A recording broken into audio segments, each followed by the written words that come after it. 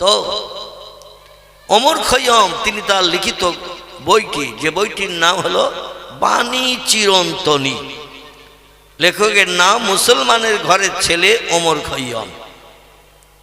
তিনি বলছেন, নগদ যা পাও হাত পেতে নাও, বাকির খাতা শূন্য থাক, দূরের বাঁশি শুনে কি লাভ, মাঝখানে যে বেজায় ফাঁক। এই বেলা ভাই মদ খেয়ে নাও, কাল নিশীতের ভরসা কই, চন্দ্র কিরণ রহিবে যুগ যুগ ধরি, আমরা তো আর রব না সই।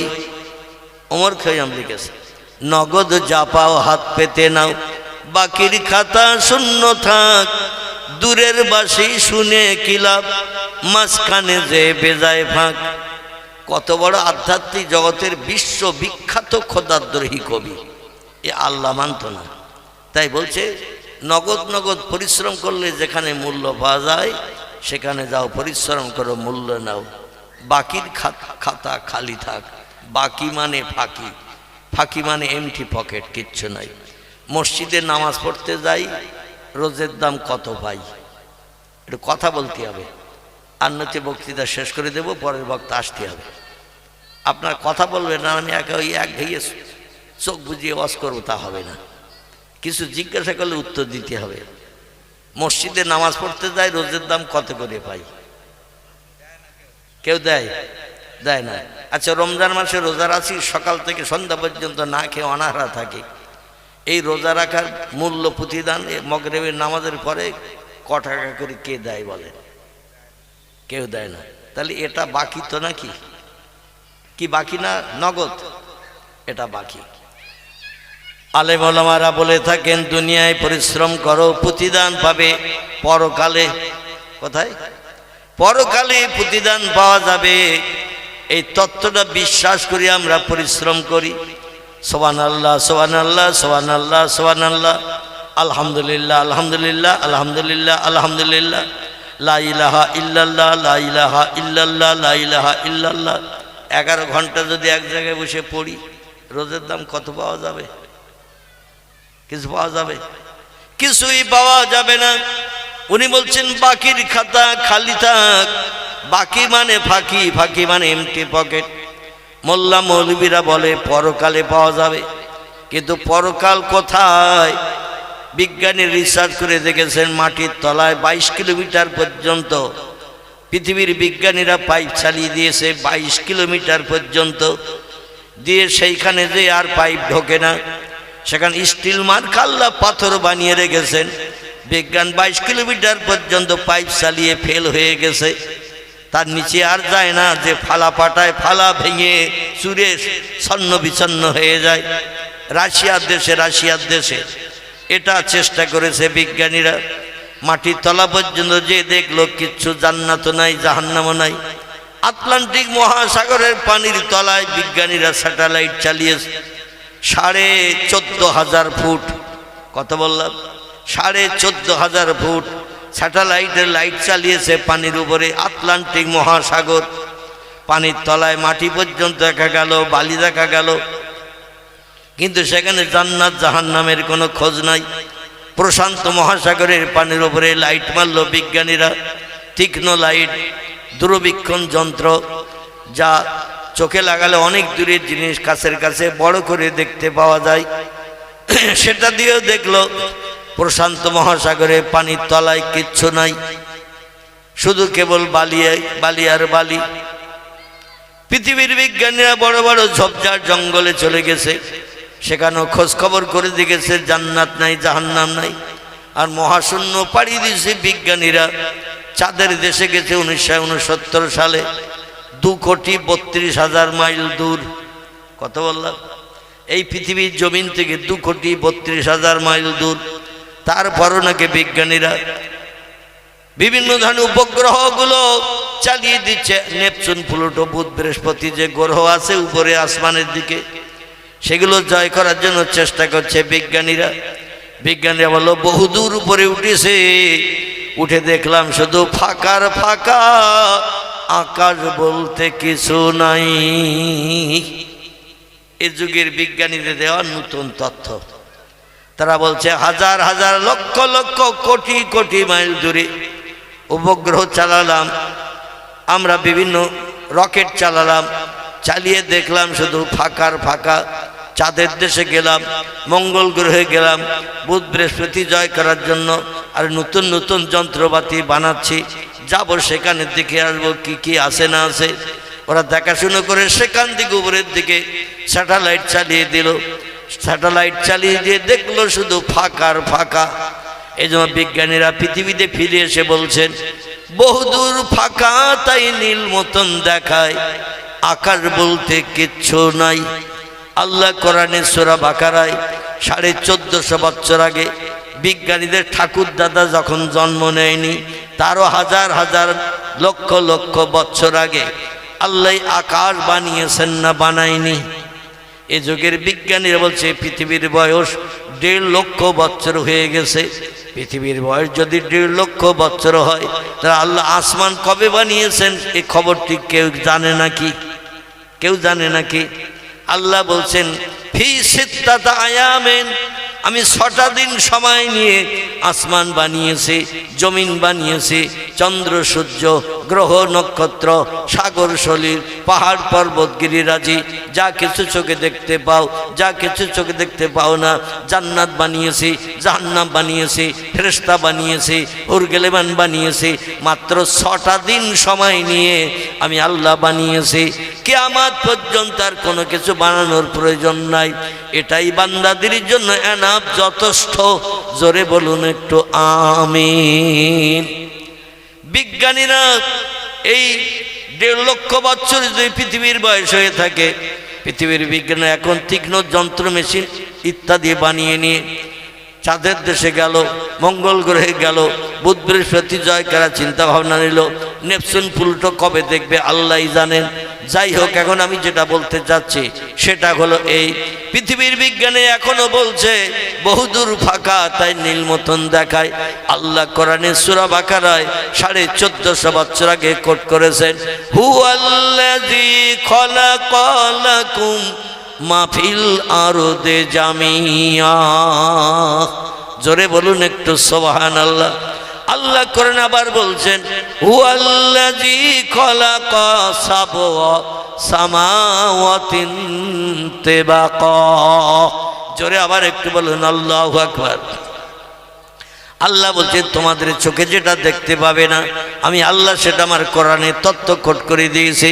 তবে কোরআনে যত তথ্য কোট করেছি, যত বিষয়ে যত কথা বলেছি, লা রাইবা ফি, কোনো তথ্যের ভিতরে শস্য দানা পরিমাণ সন্দেহ নাই, কোনো মিথ্যা কথা লেখা নাই, বাজে কথা লেখা নাই। ইট ইজ ট্রু ফ্যাক্ট, সব কথাগুলো সত্য। তোমরা বিশ্বাস করবে না, আমি আল্লাহ জানি। এই জন্য একজন ব্যক্তিকে দিয়ে সমস্ত জিনিসকে আমি তার বাস্তব চোখে দেখিয়ে দিয়েছি। তিনি হলেন বিশ্বসেরা পয়গম্বর, সাইয়্যিদুল আম্বিয়া, রাহমাতাল লিল আলামিন, খাতামান নবিয়্যিন, শাফিয়াল মুজনাবিন, রাহিতুল আশিকিন, মুরাদুল মুস্তাকিন, সিরাজুস সালিকিন, মিসবাহুল মুকাররাবিন, জাদ্দুল হাসান আল হুসাইন, আবিল কাসিম, যার মধুর নাম আল্লাহ নিজেই পছন্দ করে রেখেছেন। আমাদের নামগুলো রেখেছে কে? আমাদের নাম আবুল কালাম, আব্দুর রহমান, আব্দুল মোমেন, আব্দুল সালাম, আব্দুর রহিম, আব্দুল গফফার। এই জলসা কমিটির নেতৃস্থানীয় বদর আছে না নাম, এই নামগুলো আল্লাহ রেখেছে। কে রেখেছে? বাপ রেখেছে, মা রেখেছে, চাচা রেখেছে, চাচি রেখেছে, দাদা রেখেছে, দাদি রেখেছে, নানা নানিও মাঝে মাঝে নাতির নাম রাখে, ঠিক না বল? নানা নানিও নাম রাখে। আমরা মানুষ পছন্দ করে মানুষের নাম রাখি, আর আল্লাহ নিজেই পছন্দ করে নাম রেখেছেন একজন ব্যক্তির, তার নাম হলো মুহাম্মাদুর রাসূলুল্লাহ। একটু জোরে বলুন সাল্লাল্লাহু আলাইহি ওয়াসাল্লাম। আল্লাহ বলেন নাম রেখে আমি আল্লাহ ক্ষান্ত হন নাই, বরং যা কিছু কিয়ামত পর্যন্ত পৃথিবীর মানুষ দেখতে পাবে না, যার সম্পর্কে খবর রাখবে না, সেটাও পর্যন্ত আমার পয়গম্বরকে বাস্তব চোখে দেখিয়ে দিয়েছি, যাতে কোরআনের সমস্ত কথাগুলো বিশ্ববাসীর কাছে সত্য হিসাবে বিবেচিত হয়। আল্লাহ নবী 63 বছরের জিন্দগিতে মিথ্যা কথা কবার বলেছে? কবার বলেছে? বিশ্বনবী কটু কথায় গালি কোনো ব্যক্তিকে কবার দিয়েছে? একবারও দেন নাই। নবী রাস্তাঘাটে কোনো মালমাত্তা পড়ে থাকলে উঠিয়ে নিয়ে নিজে আত্মসাৎ করে বাজার করে খেয়েছেন। বিশ্বনবী মুহাম্মদ রাসূলুল্লাহ গরিব এতিমের হক ফাঁকি দিয়ে কবার খেয়েছেন? একবারও খান নাই। নবী মুহাম্মদ রাসূলুল্লাহ কোনো বিধবার দরজার কড়া নাড়া দিয়ে রাত 1টা-2টার সময় টাকার বিনিময়ে জীবন যৌবনের ক্ষুধা নিবৃত্তি করে ঘরে ফিরে এসেছেন? কবার? নাউজুবিল্লাহ, নাউজুবিল্লাহ। নবীর জীবনের টোটাল জিন্দেগিতে একটা বারো এ ঘটনা ঘটে নাই। জোরে বলুন একটু আমিন। বিশ্ব নবী কোনো ব্যক্তির প্রাণ নাশ করে তার বিবি বাচ্চারে এতিম বিধবা বানিয়েছেন, এমন ঘটনা কি কোন আলেমদের মুখে বক্তাদের মুখে শুনেছেন? আমরা বর্তমান পৃথিবীতে দৈনন্দিন প্রতিদিন পত্র পত্রিকা মোবাইল সার্চ করে দেখবেন, এমন করে দৈনন্দিন কত মানুষ এই দুনিয়া থেকে বিদায় হয়ে যাচ্ছে মানুষের হাতের অগ্নি অস্ত্রের মাধ্যম দিয়ে, বন্দুক এমন করে মেশিনের মাধ্যম দিয়ে কত ব্যক্তির প্রাণ নাশ হচ্ছে না। নবী তার 63 বছরের জিন্দেগিতে কোনদিন কোনো ব্যক্তির গায়ে চপেটাঘাত করেছেন এমনটা ডকুমেন্ট কোনোদিন কোন ইতিহাসে লেখা আছে? তিনি ছিলেন সাদা কাপড়ওয়ালা মানুষ। এই জন্য তার জন্ম থেকে নিয়ে মরণের দিন পর্যন্ত সমস্ত কথাগুলো সত্য না মিথ্যা? একটু জোরে বলেন, আর একটু জোরে বলেন। নবীর কথা সত্য না মিথ্যা? সত্য। কারণ আল্লাহ পাক রব্বুল আলামিন এই জন্য তার নামে সার্টিফিকেট দিয়েছেন, ওয়াইন্নাকা লাআলা খুলুকিন আযীম। আল্লাহ বলছেন যত সৃষ্টি আমি বানিয়েছি সমস্ত সৃষ্টির ভিতরে সেরার মর্যাদা দিয়ে আমার পয়গম্বর মুহাম্মদ রাসূলুল্লাহকে আমি বানিয়েছি। তার মতো সৃষ্টি কিয়ামত পর্যন্ত পৃথিবীতে আর কেউ আগমন করবে না বা হবে না। জোরে বলুন একটু আমিন। তিনি যে সেরা, সেই সেরার মর্যাদা সম্পর্কে গোটা কয়েক তথ্য এবার আপনাদের কাছে পরিবেশন করব। কোরআন পাকের 15 পারার প্রথম লাইন দিয়ে একটু শুনবেন নবীজি কি তথ্যগুলো দিয়েছেন। কিয়ামত পর্যন্ত মানুষ একটা তথ্য এখনো দেখার সুযোগ পায়নি, মেশিনের মাধ্যম দিয়ে তথ্যগুলো জানতেও পারেননি।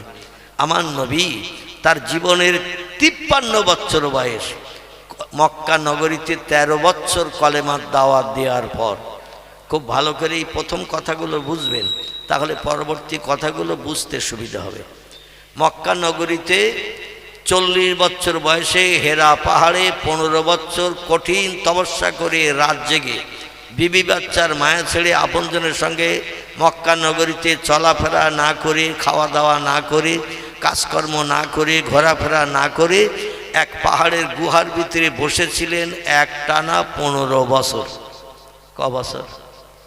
আচ্ছা, বিশ্ব নবী যদি 15 বছর আল্লাহকে আপন বানানোর জন্য একটানা একটা গুহার ভিতরে, তা গুহাটা নিচে নয় 3500 ফুট ওপরে। কত বললাম? 3500 ফুট উঁচুতে যে সেই গুহাটা পাথর দিয়ে ঘেরা। আল্লাহ অদমকে দুটি বার ওই পাহাড়ের মাথায় ওঠা তৌফিক দিয়েছেন, যে গুহায় নবীজি 15 বছর বসে বসে আল্লাহ আল্লাহ নামে জপ জিকির করেছিলেন। অজাক্কির ফাইন্না যিকরা তানফাউল মুমিনিন। আল্লাহ বলছেন আমার নামের স্মরণ যারা করে, আমার নামের ধ্বনি যারা আওয়াজ তোলে, তাদের জন্য আমার নামের আওয়াজ তোলাটা হলো লাভজনক ব্যবসা।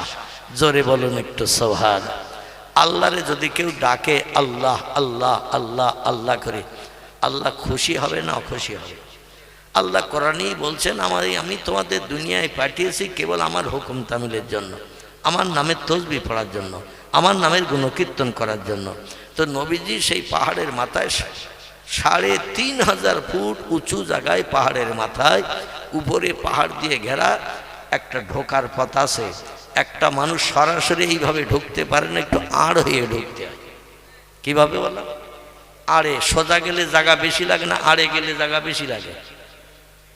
সোজা গেলে বেশি লাগে। আলহামদুলিল্লাহ, আমি মাঝে মাঝে একটু যাচাই করছি ঘুমিয়ে পড়েছেন কিনা, তাই তো আপনারা এখনো ঘুমাননি মোটামুটি বুঝতে পারছি, আর এখন ঘুমানোর সময়ও হয়নি, ঠিক কি না? রাত 11টা 12টা বাজবে, তারপরে তো ঘুম ঢোল ভাব আসবে।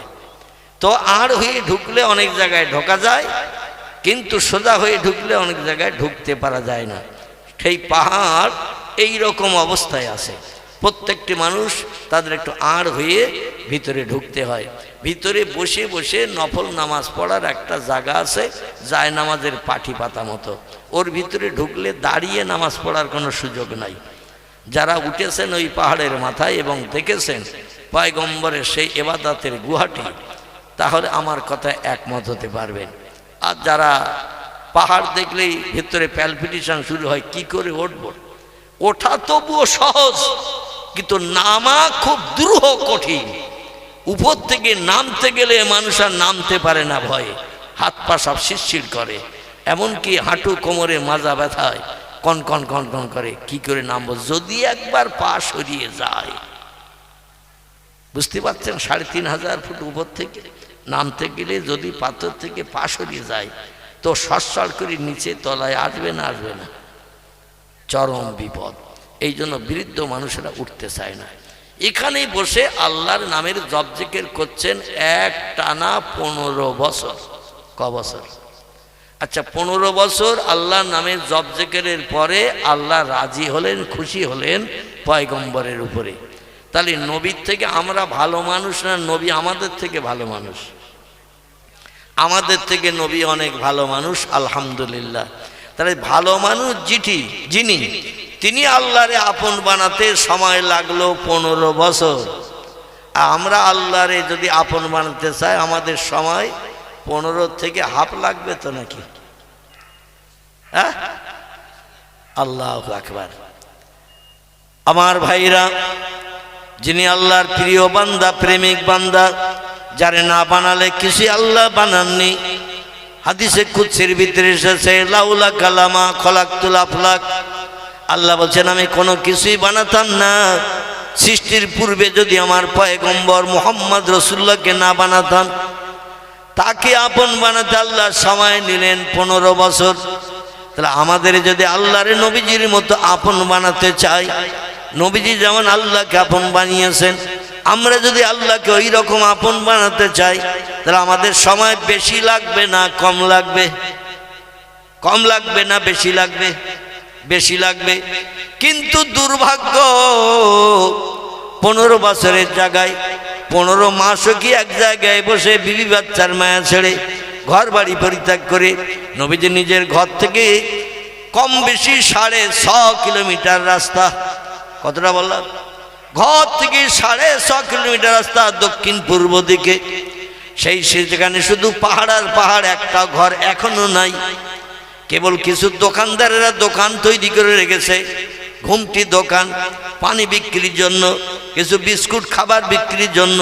কারণ পাহাড়ে উঠতে গেলে খাবার লাগে, বিস্কুট লাগে, পানি লাগে। তাই কিছু দোকানদার ওখানে ঘুমটি দোকান তৈরি করে রেখেছে। যারা পাহাড়ে উঠবে তাদের কাছে পানি বিক্রি করবে, খাবার বিক্রি করবে, বিস্কুট বিক্রি করবে। এখনো কোনো মক্কা নগরীর অধিবাসী যাবজ্জীবন বসবাসের জন্য বিবি বাচ্চা সন্তানাদিরা ভবিষ্যতে বসবাস করবে, এই রকম স্থায়ী বাড়ি এখনো পর্যন্ত সেখানে বানান নাই। চতুর্দিকে শুধু পাহাড় আর পাহাড়, লোকজনের নাম নিশানা। এক কথায় বাঙালিদের একটা চলিত ভাষা গোথাগঙ্গ নাই। এই রকম জায়গায় পয়গম্বর তিনি একটানা 15 বছর আল্লাহর ইবাদতে ধ্যানে মগ্ন ছিলেন। এই ইবাদতে যাওয়ার আগে তার প্রাণপ্রিয়া বিবি উম্মুল মুমিনিন হযরতে মা খাদিজাতুল কুবরা রাদিয়াল্লাহু আনহাকে বিয়ে করে নিয়ে ঘরে এনেছেন মক্কা নগরীর কাবা শরীফের পূর্ব দিকে। বিশ্বনবী মুহাম্মদ রাসূলুল্লাহর বাচ্চাদের ঘর ছিল যেখানে কাবা শরীফের পূর্ব দিকে। ইতালিয়ান শ্বেত পাথর দিয়ে চাতওয়াল বানানো, লোহার ব্যারিকেড দিয়ে ওই চাতওয়ালটা ঘেরা। এই লোহার ব্যারিকেডের চাতওয়ালের ভিতরটা ছিল নবীজির চাচাদের চাচিমাদের ঘর। কারবা নাম ছিল হারেস, কারবার নাম ছিল মোকাবেম, কারবার নাম ছিল হামজা, কারবার নাম ছিল আব্বাস, কারবার নাম ছিল আবু তালেব, কারবার নাম ছিল আবুল আহাব, কারবার নাম ছিল আবু জেহেল, কারবার নাম ছিল আব্দুল্লাহ। এদের ঘরগুলো ছিল ওইখানে, এখনো গেলে দেখতে পাওয়া যায়। তবে ব্যারিকেডটা লোহার গ্রিল দিয়ে যেটা ঘেরা হয়েছে, আবু জাহেলের ঘরটা বাইরে সাইড করে দেয়া হয়েছে। আর নবীজির আপন চাচা রক্তের সঙ্গে সম্পর্ক ছিল যাদের, তাদের ঘরগুলো লোহার ব্যারিকেডের ভিতরে ইতালিয়ান শ্বেত পাথর দিয়ে চাতওয়াল বানানো। এই চাতওয়ালটা টপকে আরো পূর্ব দিকে আসলে একটি লাল পাথরের চাতওয়াল দেখতে পাওয়া যায়। আমি অথবা আমার পায়ের ধাপ মেমে গুনে গুনে দেখেছি 175-76 ধাপের মতো রাস্তা। এই লোহার ব্যারিকেড থেকে আরো পূর্ব দিকে আসতে লাল পাথরের চাতওয়াল দেয়া।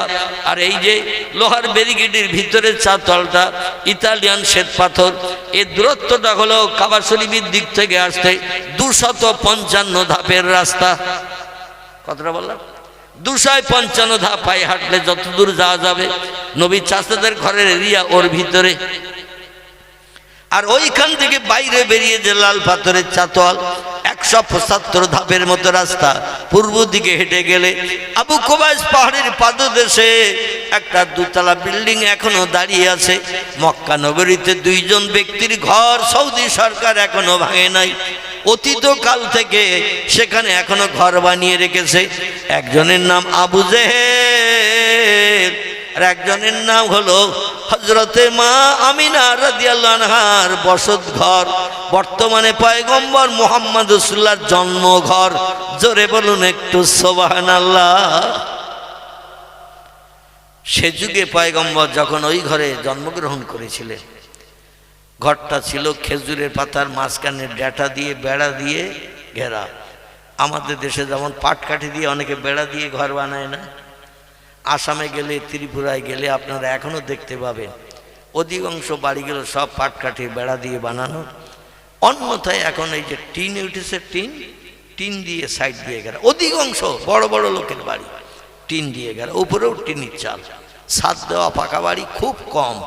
আসাম, ত্রিপুরা, বাংলাদেশ, নওগাঁ ডিস্ট্রিক্ট, রাজশাহী ওদিকে গেলে শুধু ওই টিনের বেড়া দেওয়া, উপরে টিনের চাল দেওয়া। বড় বড় লোক, কোটি কোটি টাকার মালিক, তারাও পাকা বাড়ি টাড়ি এখনো বানায়নি। এটাই ওদের দেশের অভ্যাস। তো যাই হোক, পয়গম্বর মুহাম্মদ রাসূলুল্লাহ আম্মা জানের ঘরটা ছিল মক্কা নগরীতে 2টি গাছ বেশি হতো। কটি বললাম? মক্কা নগরীতে 2টি গাছ বেশি হতো। একটা গাছের নাম হলো খেজুর গাছ, আর একটা গাছের নাম কি বলেন তো? দেখি মগজে কেমন। কি গাছ? আলহামদুলিল্লাহ, আলহামদুলিল্লাহ। মক্কা নগরীতে 2টি গাছের আনাগোনা বেশি। একটা গাছের নাম হলো খেজুর গাছ, একটা গাছের নাম হলো বাবলা গাছ। কি গাছ বললাম? বাবলা গাছ। তাই খেজুর গাছের লম্বা লম্বা পাতার মাঝখানে যে মোটা ডাঁটা, এই ডাঁটা দিয়ে বেড়া দিয়ে বানানো ছিল ঘরের এরিয়ার দেওয়াল। আর খেজুর গাছের পাতা দিয়ে হালকা ছাওয়া ছিল উপরের চাল। মামিনার ঘরের দরজা ছিল 2টি। একটি দরজা পশ্চিম দিকে সরাসরি কাবার দিকে, একটি দরজা ছিল উত্তর পূর্ব কর্নারের দিকে, পাহাড়ি এলাকা কেনারার দিকে। কাজায় হাজাতের প্রয়োজন হলে ওই দিক থেকে পাহাড়ি এলাকায় বেরিয়ে যেতেন, কারণ তার পূর্ব দিকেই পাহাড় পাহাড় পাহাড়। পাহাড়ের দিকে পেশাব পায়খানার জন্য যেতেন। এখন বাড়ি বাড়ি যাব না, আমরা পেশাব পায়খানা ঘর বানিয়েছি। এখান থেকে 1450 বছর আগে তখন কিন্তু পেশাব পায়খানা ঘর বাড়িতে বাড়িতে এমন ছিল না। দূর দূরান্তে পাহাড়ের কিনারায় বিভিন্ন জায়গায় কিছু ঘেরাঘুরি দিয়ে বাথরুমের কাজ করতো, বাথরুমের জায়গা বানানো হতো। আমার ভাইরাম, এই ঘরটি বর্তমানে সৌদি সরকার 2 তলা একটা বিল্ডিং বানিয়ে রেখেছেন। খেজুরের পাতার বেড়ার ঘর এখন আর নাই, কারণ 1450 বছর আগের জিনিস। এই খেজুরের পাতার বেড়া কি এখন থাকবে নাকি? থাকা তো সম্ভব নয়। এই জন্য 2 তলা বিল্ডিং সৌদি সরকার বানিয়ে রেখেছেন। এই ঘরটার ভিতরে পয়গম্বর মুহাম্মদুর রাসূলুল্লাহ সাল্লাল্লাহু আলাইহি ওয়াসাল্লাম জন্মগ্রহণ করেছিলেন। বুঝতে পারছেন সবাই? না আরেকটু জোর দিতে বলবো? সবাই শুনতে পাচ্ছেন তোমার কথা? তাহলে একটু উত্তর দেবেন। বিশ্ব নবীর গায়ের রংটা ছিল গমের কালারের মতো। আগে প্রতি সপ্তাহে রেশনে গম দিত, এখন আর গম দেয় না, আটা দেয়। তবে আপনাদের খিদিরপুর কটুর বা পার্শ্ববর্তী হিজলা এলাকায় গমের চাষ হয় না?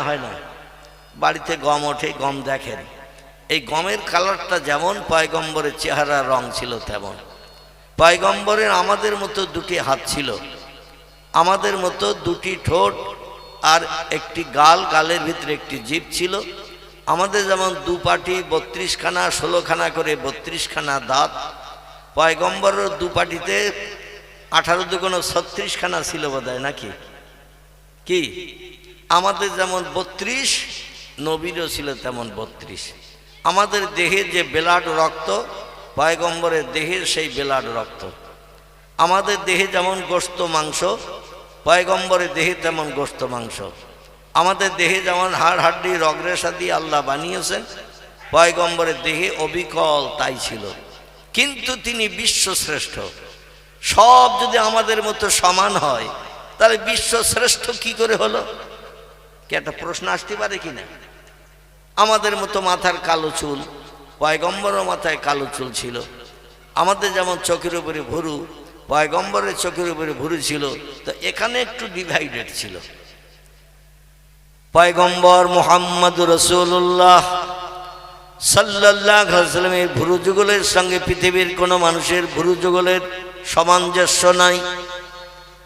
আল্লাহ নবীর ভুরু যুগল ছিল ওই নাকের মাঝখানটা আমাদের সকলের ফাঁকা, দুই চোখের উপরে কালো ভুরু।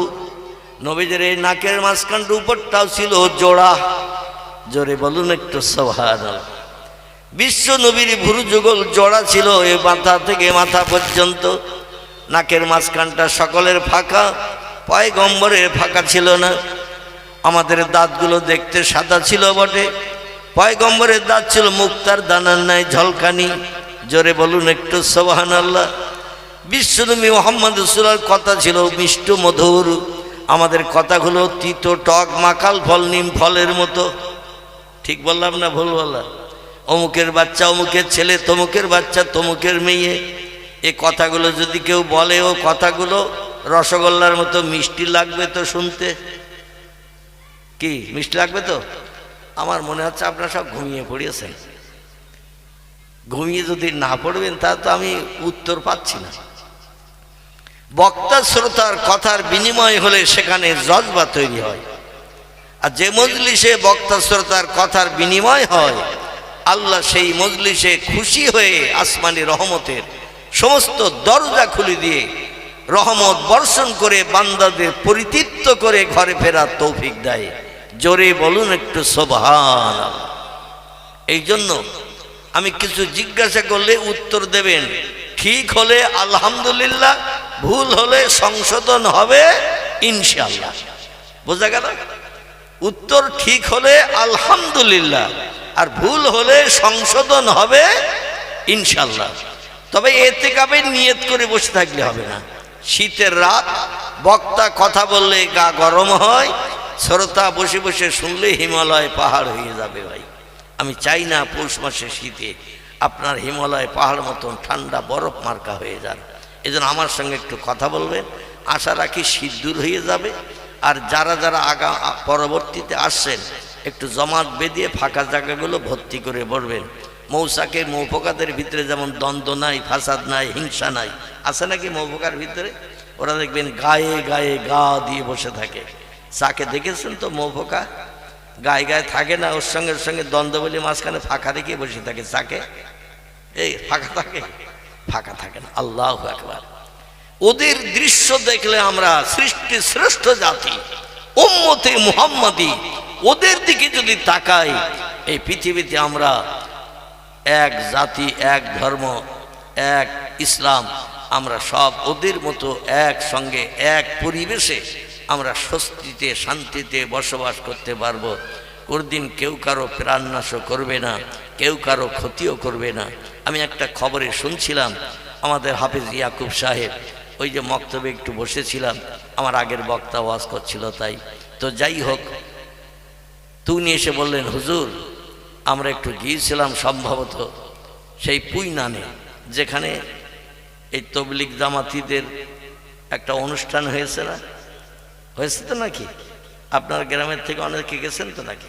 ধর্মীয় পরিবেশে যাবেন, আমার আপত্তি নাই, কিন্তু যে আপনারা শিক্ষণীয় যেগুলো তথ্যগুলো দেয় সেগুলো শিখে আসলে যাওয়া আসাটার সফল হবে, যাওয়া আসাটার পরিশ্রমের মূল্য পাওয়া যায়।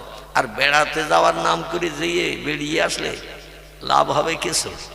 কীরকম হচ্ছে জামাত একটু দেখে আসে, বিশ্ব ইজতেমা একটু দেখিয়ে ঘুরিয়ে দৌড়িয়ে এসেছেন, কোনো ওয়াজ নসিহত আওয়াজ কানে শোনেননি, এই যাওয়া আসাটাই শুধু কষ্ট হবে। ঠিক বললাম না ভুল বললাম? উনি বললেন আমি মাদ্রাসার কয়েকটা বড় ছেলেকে নিয়ে গ্রামের থেকে বাস গিয়েছিল, আমি জানি না এই গ্রামের থেকে বাস গিয়েছিল নাকি ও পাড়ার থেকে, উনি বললেন যেটা যে বাস গিয়েছিল, মাদ্রাসার কয়েকটা ছেলে নিয়ে একটু বিশ্ব ইজতেমায় গিয়েছিলাম। আমার আগামী এই গত রাত্র প্রোগ্রাম ছিল একেবারে ইজতেমার কাছাকাছি, শক্তিগড় রেল স্টেশন থেকে ডান পাশে ঘাটশিলা সিনিয়র মাদ্রাসা আমার প্রোগ্রাম ছিল গত রাত্রে। তো যাই হোক, সেই যেখানে বিশ্ব ইজতেমা হয়েছে তার থেকে 5-7 কিলোমিটার সাইডে ডান পাশে। তো উনি বলছেন আমি মাদ্রাসার কয়েকটি ছাত্র নিয়ে বাসে চেপে একটু গিয়েছিলাম বিশ্ব ইজতেমা দেখতে, ছেলেদের বছর বছর একবার করে একটু বেড়াতে নিয়ে যাই। তো সেই বেড়াতে নিয়ে গেছি, আমিও ছিলাম না, বড় ছেলেরাও ছিল না, মাদ্রাসায় কাজ চলছিল, এই জন্য ছেলেদের একটু অন্য একজনের খালি ঘর, সেখানে তাদের থাকার ব্যবস্থা, কাজ চলছে মাদ্রাসায়। এখন চালির বস্তা নাকি সেখান থেকে আউট হয়ে যাচ্ছে। আল্লাহু আকবার! আমি তো শুনে তাজ্জব হয়ে গেলাম। গরিব এতিম বাচ্চারা বিভিন্ন মানুষের কাছ থেকে হাত পেতে পেতে কালেকশন করে তাদের খাবার জোগাড় করা হয়েছে, আর সেই খাবারগুলো পর্যন্ত মুসলমানের ছেলেরাই চুরি করে নিয়ে চলে যাচ্ছে। একটা বড় ছেলে বোধহয় ঘুম ভেঙে দেখিতে পেয়েছে, কি একটা ছুঁড়ে মেরেছে, দেওয়ালের গায়ে লেগেছে, পালিয়ে চলে গেছে। একজন বাইরে ছিল, একজন ভিতরে ঢুকেছিল, চালির বস্তা নিয়ে যাচ্ছে। জোরে বলুন একটু নাউজুবিল্লাহ, একটু জোরে বলুন নাউজুবিল্লাহ। বাইরের ছেলেপিলেরা যারা এসেছে মাদ্রাসায় কোরআনি তালিম নিতে, আর তাদের খাওয়া, তাদের খাবার তারা প্রতিদিনকে আমাদের মতো ভালো মতো খাওয়ার সুযোগ পায়, এ পায় নাকি? কারণ তত্ত্ববিদরা তত্ত্ব দিয়েছেন 16 মণ ডালির পানি না খাওয়া পর্যন্ত একটা ছেলে আলেম হতে পারে না। কমন বললাম, 16 মণ ডালির পানি খেতে হয়, তারপরে একটা ছেলে আলেম হওয়ার সুযোগ পায়। এই জন্য অধিকাংশ দিন তাদের নসিবে ওই আলু ভর্তা, ডাল, পুঁই শাক, কুমড়ো এইরকম খাবার মাদ্রাসায় পরিবেশন করা হয়। কোনো কর্তৃপক্ষ বাড়িওয়ালা যদি একদিন একটু গোশত দেয়, সেদিন তাদের জন্য মনে হয় বিয়ে বাড়ির অনুষ্ঠান চলতেছে। আর তাদের মুখের আহার হিন্দু নয়, জৈন নয়, শিখ নয়, বৌদ্ধ নয়, ইহুদি নয়, খ্রিস্টান নয়, কোল নয়, ভিল নয়, নাগা নয়, খাসা নয়, মুন্ডা নয়, আর্য নয়, অনার্য নয়, আদিবাসী নয়, সাঁওতালি নয়, আমার মুসলমান জাত। মাদ্রাসার ছেলেরা কোরআন সিনায় জমা করছে, মেমোরিতে জমা করছে, আর তাদের চালগুলো আউট করে নিয়ে যাচ্ছে তাদের মাথার পাশ থেকে। চিল্লাই বলুন একটু নাউজুবিল্লাহ। তাহলে এ জাতের উপরে আল্লাহর রহমত আসবে না জহমত আসবে? হ্যাঁ, আল্লাহর গজব আসবে না রহমত দয়া আসবে? অনুরোধ করি আমি, এই রকম ধরনের অপরাধমূলক শরীয়তের নিকৃষ্ট খারাপমূলক কাজ আল্লাহ আমাদের কারো হাত বরাবর যেন না করান। আমাদের সকলের ব্রেন মগজ আল্লাহ একটু সাফ করে দিন। সকলে বলুন আমিন। যাই হোক, কারা এসেছিল, কারা করেছিল তারাই জানে। আপনিও দেখেননি, আমিও দেখিনি, মাদ্রাসার ছেলেরা দেখেছে। আর সেই ভয়তে নাকি আমি আরো শুনলাম 4টে ছেলে ওই ভয়তে মাদ্রাসা ছেড়ে চলে গেছে। তার গার্জেনদের সঙ্গে কথা বলে বলছে মাদ্রাসায় চোর ঢুকেছে, ছেলেরা ভয় পেয়েছে, ওখানে আর পড়বে না। আল্লাহু আকবার, আল্লাহু আকবার। আহারে আমার ভাইরা, আল্লাহ পাক রব্বুল আলামিন পয়গম্বর মুহাম্মদুর রাসূলুল্লাহকে বিশ্ব সেরা বানিয়েছেন। কিয়ামত পর্যন্ত পৃথিবীর কোন দেশের কোন মানুষ পয়গম্বরের সমতুল্য হতে পারেনি এবং কিয়ামত পর্যন্ত হতে পারবে না।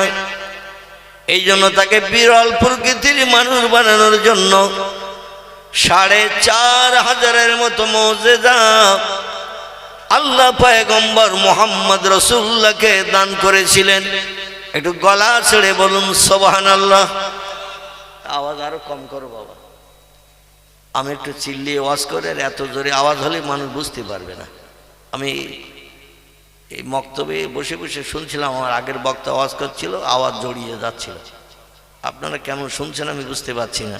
তো আমি কিন্তু মক্তব থেকে অনুভব করলাম যে কথা বেশ ভালো পরিষ্কার হচ্ছে না। একটু বক্সের আওয়াজ, এখানে যদি বক্স থাকে আওয়াজ কম করো, কিংবা কাছাকাছি হরেন যদি থাকে একটু আওয়াজ কম করো। আর দূরের লোকে শুনিয়েও লাভ নাই, আছে এ দূরের লোকে জোরে হরেনে আওয়াজ দিয়ে দূরের লোকে শুনিয়ে লাভ আছে? ও তো কম্বলের ভিতরে পুড়িয়ে শুধু এখন মোবাইল দেখবে। কি দেখবে? শীতকালে যে কত সুবিধা সেটা একটু অনুভব করলে বোঝা যায়। মানে শীতকালে কম্বল চাদর মুড়ি দিয়ে ওর ভিতরে অ্যাকশন চলছে, সিনেমা হলের অ্যাকশন। ঠিক বললাম না ভুল বললাম? আর বাপ মা মনে করছে ও ফস ফস করে ঘুমোচ্ছে, কিন্তু ওর ভিতরে যে কি অ্যাকশন চলতেছে আল্লাহ জানে, আর সেইটি জানে, আর তার মনের মানুষ জানে। তিনজন জানে, আল্লাহ জানে, আর সেই জানে, আর তার মনের মানুষ জানে। এই তিনজন জানছে যে কি অঘটন চলতেছে ওর ভিতরে। সকালবেলা ঘুম থেকে উঠতেছে, সবার চোখ সাইডে সব সাদা, মাঝখানে কালো, আর ওর চোখের দিকে তাকাবেন চারি সাইডে লাল, মাঝখানে কালোটা লালিমার্কা ভাব। মানে কুকুর চোখ আর ওর চোখ, কোকিলের চোখ আর ওর চোখ একই রকমের ভাব।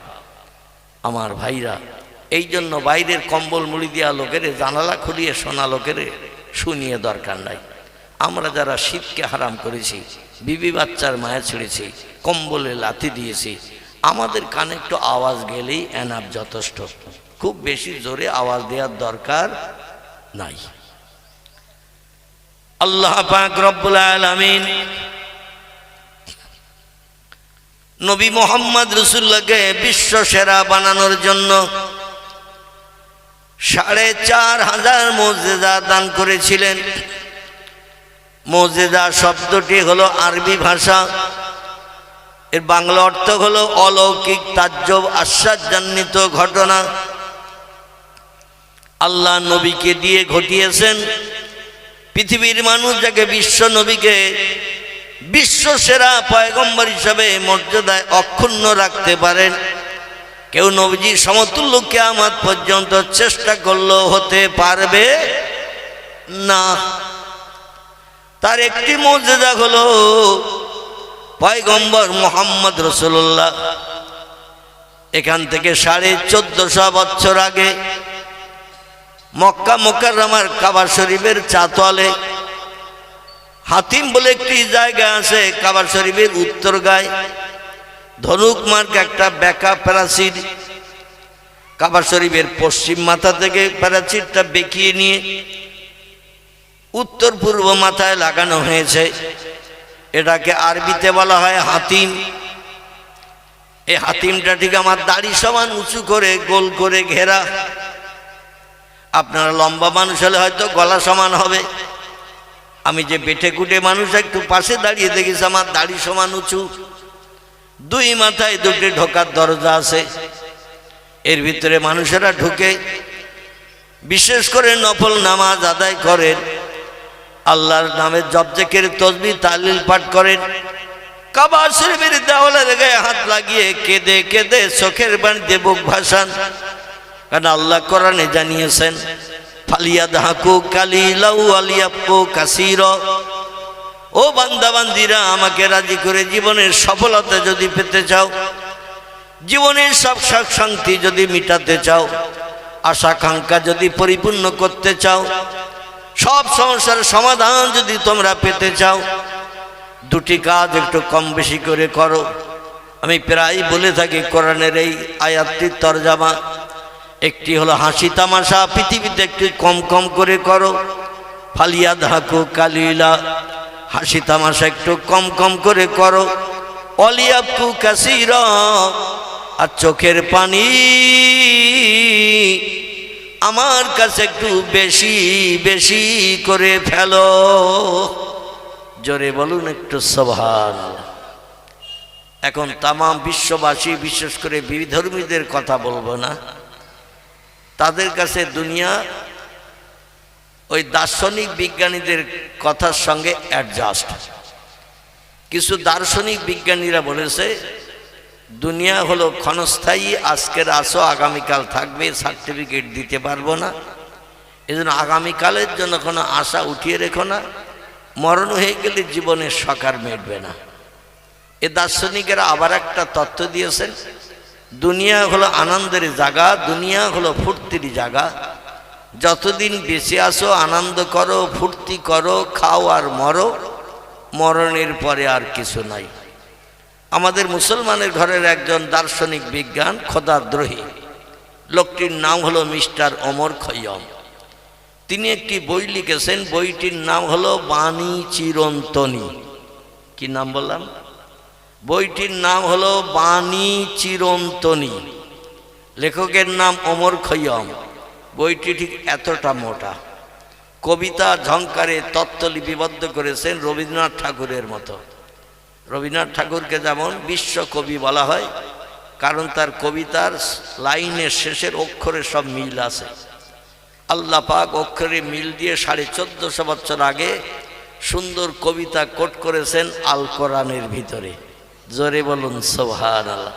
কোরআনে যদি আল্লাহ এই ছোট্ট ছোট্ট সূরাগুলো আয়াতের শেষের অক্ষরে মিল না ঘটিয়ে আল্লাহ যদি কোরআনে বর্ণনা না করতেন, ও রবীন্দ্রনাথ ঠাকুর, নজরুল ইসলাম থেকে শুরু করে আর যত কবি আছে শেষের অক্ষরে মিল খুঁজে পেত না।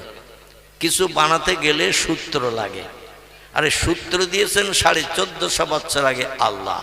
জোরে বলুন সুবহানাল্লাহ।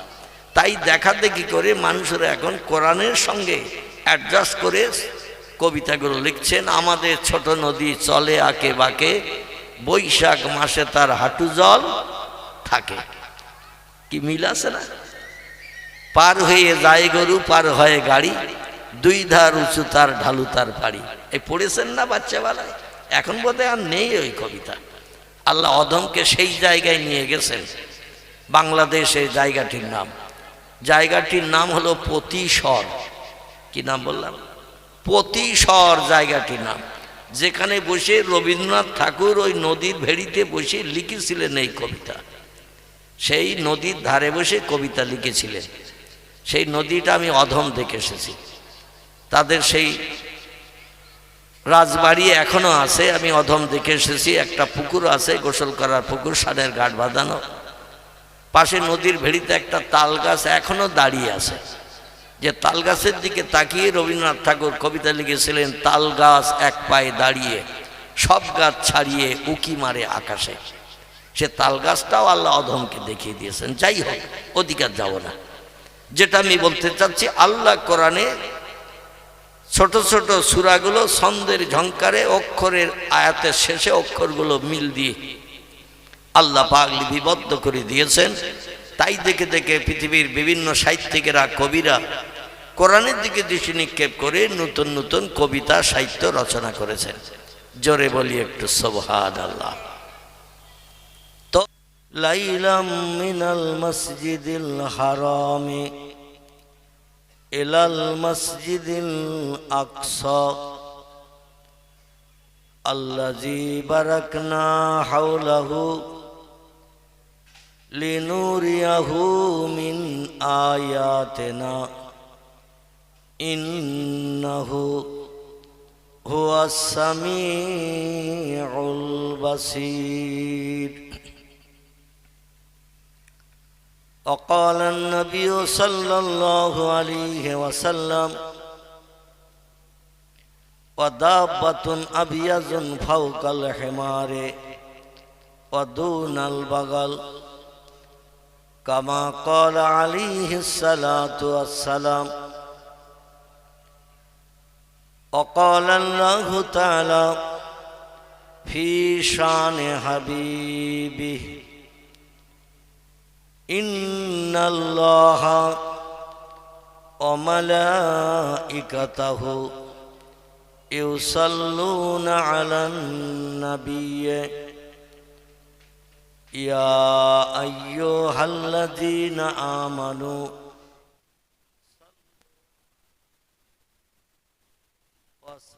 وسلموا তসলিমা আল্লাহুম্মা সাল্লি আলা সাইয়্যিদিনা মাওলানা মুহাম্মদ সাইয়্যিদিনা।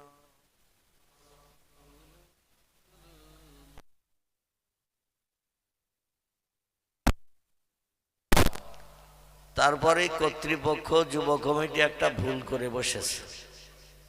ভুলটা হলো এই চেয়ার দেওয়া উচিত হয়নি।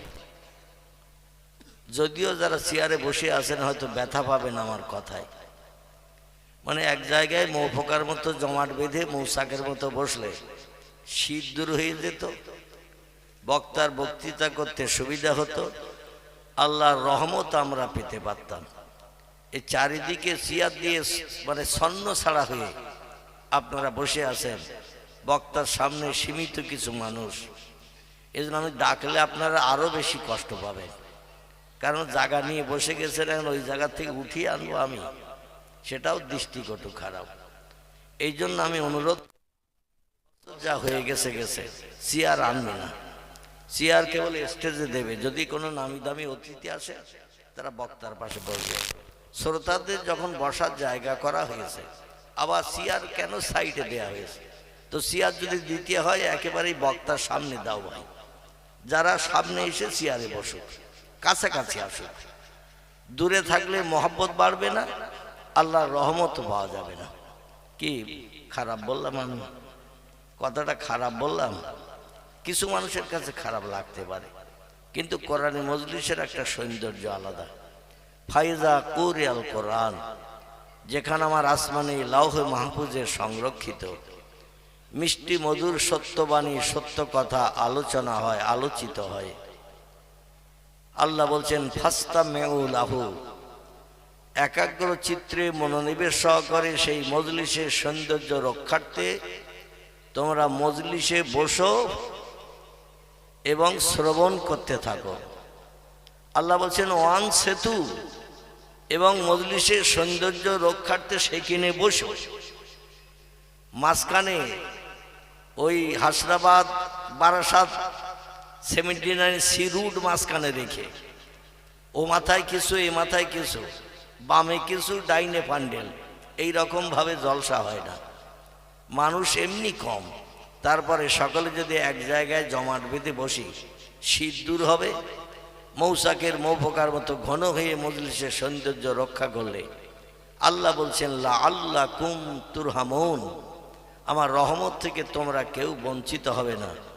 আসমানের যত রহমতের দরজা আছে আমি মজলিস উপলক্ষ করে খুলি দিয়ে থাকি এবং বান্দাদের জন্য রহমত বর্ষণ করে থাকি। জোরে বলি একটু সুবহানাল্লাহ। এই জন্য যদি আপনারা কিছু মনে না করেন, তাহলে চেয়ারগুলো গটিয়ে দিয়ে সকলে গায়ে গায়ে এসে ভাই ভাই, চাচা ভাইপো, পাড়া প্রতিবাসী, একে অপরের দ্বন্দ্ব ফাসাদ রাজনীতি ভীতি সব ভুলিয়ে দিয়ে গায়ে গায়ে আমরা জমাট বেঁধে মৌফোকার মতো বসি। আর যদি মনে করেন হুজুরের বলতে হয় তাই বলেছে, আমাদের শুনতে হয় তাই শুনেছি, সব কথায় কান দেওয়া যাবে না। শরীয়তের ফতোয়ার কেতাব, কেতাবের নাম হলো হেদায়া।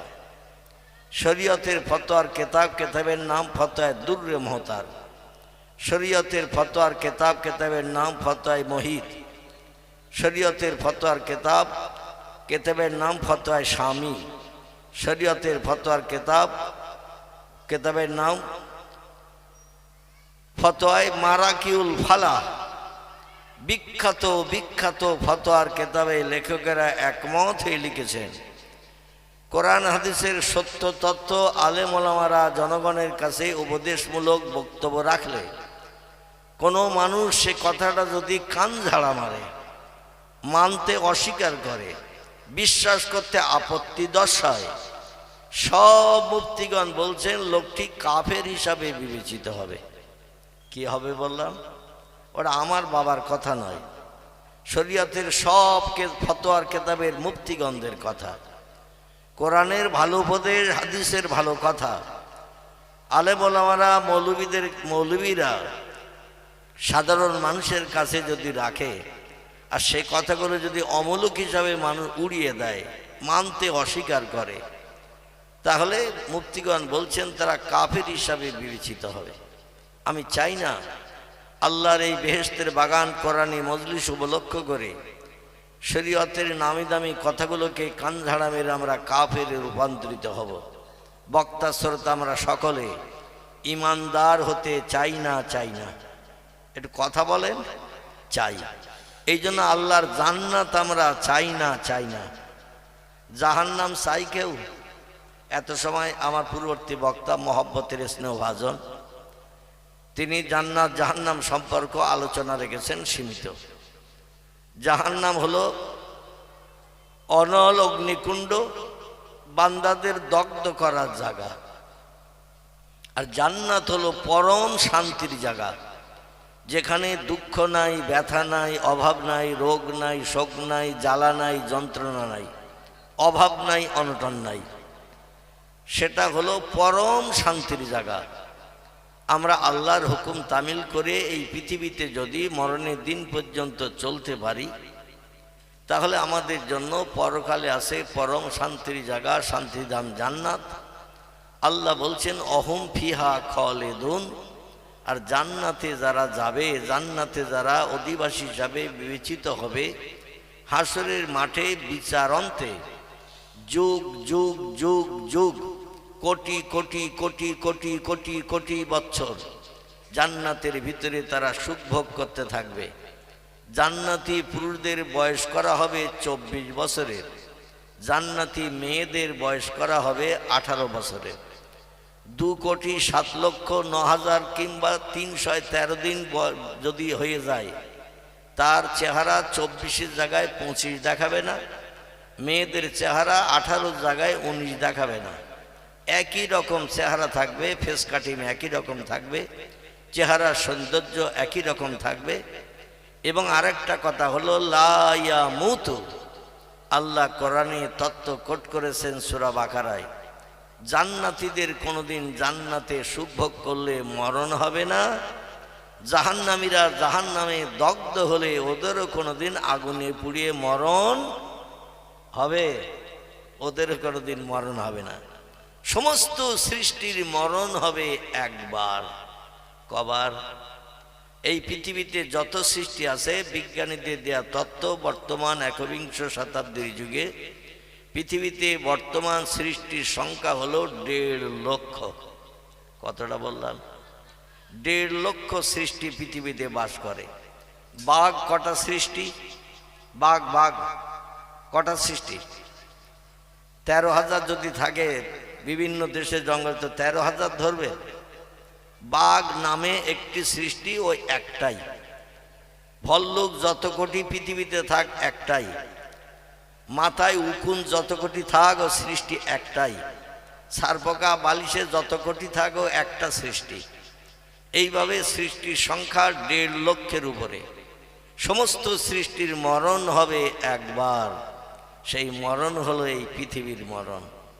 পৃথিবীর মরণের পরে সুম্মা ইহুইকুম, আল্লাহ বলছেন আবার জিন্দা করা হবে। কোরআনের সূরা বাকারা সম্ভবত 3 নম্বর পৃষ্ঠা। আল্লাহ পাক বলছেন সুম্মা ইহুইকুম, মরণের পরে আবার জিন্দা করা হবে। টোটাল কোরআন শরীফ 6666টি সেন্টেন্স, বাক্য, আয়াত, 114টি চ্যাপ্টার, সূরা, অধ্যায়, 3,44,740টি হরফ, বর্ণমালা, অক্ষর। এই টোটাল কোরআনে কথাও বলা হয় নাই সুম্মা ইউমিতুকুম। সুম্মা ইহুইকুমের পরে কোরআনে আর কথাও বলা হয় নাই সুম্মা ইউমিতুকুম। তোমাদের দুনিয়ার মরণের পরে জিন্দা করব, তারপরে আবার মরণ করব, এই কথাটা কোরআনে আর কথাও বলা নাই। মানে জিন্দার পরই শেষ। যে জাহান্নামে যাবে সেও জিন্দা থাকবে, যে জান্নাতে যাবে সেও জিন্দা থাকবে। জাহান্নামে যে পুড়বে জিন্দাবস্থায় পুড়বে, জান্নাতে যে সুখ ভোগ করবে জিন্দাবস্থায় সুখ ভোগ করবে। মরণ মাত্র কবার হবে? কবার? একবার মাত্র মরণ হবে। অতএব এই পৃথিবীতে এসেছি আমরা বাজার করতে। আল্লাহ আমাদের বাজারটা ভালো বাজার করে যাওয়ার জন্য আমাদের যেন তৌফিক দান করেন। সকলে বলুন আমিন। আসুন, আরবি বছরের এই যে মাস আমাদের কাছে চলছে, এই মাসটি সম্পর্কে আমি সীমিত কিছু আলোকপাত আপনাদের কাছে করব। তা আজকের হয়তো সব শেষ হবে না, আগামীকাল আবার ওই দক্ষিণ পাড়ায় জলসা আছে, কালকের শেষ করার চিন্তা ভাবনা নেব। মানে আজকের আমার টাইমের ভিতরে যে বিষয়ে আলোকপাত করব, আলোচনা করব, বক্তৃতা শেষ করা সম্ভব হবে না, কারণ লম্বা একটা ঘটনা আজকের আলোচনা করব এই মাস উপলক্ষে করে। এই মাসটির নাম কি একটু বলেন তো আগে? এ মাসের নাম জানুয়ারি। আমি কিন্তু জানুয়ারি জিজ্ঞাসা করিনি, যদিও আপনারা তথ্য সঠিক দিয়েছেন। এটা হলো ইংরেজি মাস জানুয়ারি। বাংলা মাস কি? বাংলা পৌষ মাস। কিন্তু মুসলমানদের জাতীয় ভাষা হলো আরবি ভাষা, জাতীয় মাস হলো আরবি মাস। মুসলমানদের যত পার্বণ, ধর্মীয় অনুষ্ঠান, ধর্মীয় বিধান হয় ইংরেজি মাসে হয় না বাংলা মাসে হয়? একটু কথা বলেন। ইংরাজিতেও হয় না, বাংলাও হয় না, হয় সব আরবি মাসে। ঠিক বললাম না ভুল বললাম? ঈদুল ফিতর, ঈদের নামাজ কি মাসের দিন উপলক্ষে হয়? কি মাসে? পবিত্র শাওয়াল মাসের প্রথম দিন। আসমানে যেদিন প্রথম চাঁদ ওঠে, সন্ধ্যাবেলা নূতন চাঁদ, পরের দিন সকালবেলা ঈদুল ফিতরের ঈদের দিন। এটাকে আরবিতে বলা হয় শাওয়াল মাস। ঈদুল আজহার ঈদের দিন আমরা বাংলা ইংরেজিতে গুনে দিন ঠিক করে ঈদগাহে নামাজ পড়তে যাই না, ওটা হয় আরবি বছরের শেষ মাস। মাসটির নাম হলো জিলহজ মাস। এই জিলহজ মাসের 10 তারিখের দিন যেদিন পড়ে সেই দিনে আমরা ঈদুল আজহার ঈদের নামাজ পড়তে ঈদগাহে যাই। ঈদের নামাজ পড়া যেমন ওয়াজিব, সেদিন আর একটা ওয়াজিব মুসলমানদের জন্য আল্লাহ দান করেছেন, সেটার নাম হলো কোরবানি। কি নাম বললাম? ঈদের নামাজ পড়া ওয়াজিব, কোরবানি করা ওয়াজিব। তবে গরিবদের জন্য ওয়াজিব নয়, যারা কোরবানির পশু কিনতে পারবে না তাদের জন্য ওয়াজিব একটা, সেটা ঈদের নামাজ পড়া। আর যারা অর্থশালী ধনী ব্যক্তি, সারা বছর খেয়ে দিয়ে দেনাদুনি থাকে না, এদের জন্য কোরবানি ওয়াজিব, কোরবানি দিতে হয়। যাই হোক, এই দুটি ওয়াজিব আমাদের আদায় করতে হয় জিলহজ মাসের 10 তারিখে। আজকের এই যে মাসটি আমাদের কাছে এসেছে, এ মাস সম্পর্কে কোরআনের 15 পারার প্রথম লাইন, আমি দুটি লাইন একসঙ্গে একটি আয়াত আপনাদের কাছে পরিবেশন করেছি। আর পয়গম্বর মুহাম্মদুর রাসূলুল্লাহ, সকলে প্রাণ খুলে বলুন সাল্লাল্লাহু আলাইহি ওয়াসাল্লাম। এই নবীজির নামে দরুদ শরীফ পড়লে, নাম শুনলে অবশ্যই হাসরের মাঠে বাপ আপনার চেনবে না, মা চেনবে না, ভাই চেনবে না, বোন চেনবে না, বন্ধু বান্ধব আপনজন কেউ আমাদের দিকে হাসরের মাঠে ফিরেও তাকাবে না। কিন্তু পয়গম্বর আমাদের ভুলে জান্নাতে ঢুকবে না। জোরে বলুন সুবহানাল্লাহ। নবীজির নাম শুনে যে লোকটি সাল্লাল্লাহু আলাইহি সাল্লাম বলেন, নবী বলছেন লা ইয়াদখুলুল জান্নাহ, আমি মুহাম্মদ তত সময় পর্যন্ত বেহেশতে ঢুকব না, হাত্তা ইয়াতাকে ওয়াইখরিজু মিনান নারে মান ক্বালা লা ইলাহা ইল্লাল্লাহু মুহাম্মাদুর রাসূলুল্লাহ। যে লোকটি এক আল্লাহর নাম জবানে সারা জীবনে একবার পড়েছে। কবার বললাম? একবার পড়েছে। এবং আল্লাহর নামের সঙ্গে আমি মুহাম্মদ, আমার নামটাও কলেমার মাধ্যম দিয়ে জবান ছেড়ে আওয়াজ তুলেছে। রসুল বলছেন আমি তত সময় জান্নাতে ঢুকবো না যত সময় না পর্যন্ত আমার ওই মহব্বতের বন্ধুটারে জান্নাতে নিয়ে না যাব। একটু প্রাণ খুলে জোরে বলুন আল্লাহু আকবার। আর একটু জোরে বলুন আল্লাহু আকবার। এই জন্য নবীজির নাম যখন শুনবেন একটু মহব্বতে বিশ্ব নবীর নামের স্মরণে দরুদের তোহফা পেশ করবেন। সাল্লাল্লাহু আলাইহি সাল্লাম শব্দটি হলো নবীর নামে দরুদের তোহফা প্রেরণ করা। আল্লাহর আসমানি রহমত, বরকত, করুণা মুহাম্মদ রাসূলুল্লাহর উপরে বর্ষিত হোক। একে আরবি ভাষায় বলা হয়েছে সাল্লাল্লাহু আলাইহি ওয়াসাল্লাম। জোরে বলুন আমিন। আসুন এবার আমি আপনাদের নিয়ে চলে যাই। এই মাসটি হলো আরবি প্রথম মাসের নাম মুহররম, দ্বিতীয় মাসের নাম সফর, তৃতীয় মাসের নাম রবিউল আউয়াল, চতুর্থ মাসের নাম রবিউল সানি, পঞ্চম মাসের নাম হলো রজব। এই যে মাস চলছে এটি হলো আরবি পঞ্চম নম্বরের মাস। পয়গম্বর মুহাম্মদ রাসূলুল্লাহ পৃথিবীর যে বিশ্বশ্রেষ্ঠ, খুব ভালো করে কথাগুলো আগে শুনে নেবেন। পৃথিবীতে পয়গম্বর হলেন বিশ্বশ্রেষ্ঠ। কিয়ামত পর্যন্ত কোনো ব্যক্তি বলতে পারবে না মুহাম্মদের যেমন দুটো চোখ ছিল কপালের নিচে নাকের দুই পাশে, আমারও তো দুটো আছে। মুহাম্মদের চেহারা দেখতে ফর্সা ছিল, আমিও তো তার থেকে বোধহয় বেশি ফর্সা আছে, মানে সাদা মার্কা। নবী তো সাদা মার্কা ছিলেন না। তাফসীর কারকেরা তথ্যে লিখেছে বা সিরাতের কেতাবে তত্ত্ববিদরা লিখেছেন পয়গম্বরের গায়ের রংটা ছিল গমের কালারের মতো। কিসের কালার?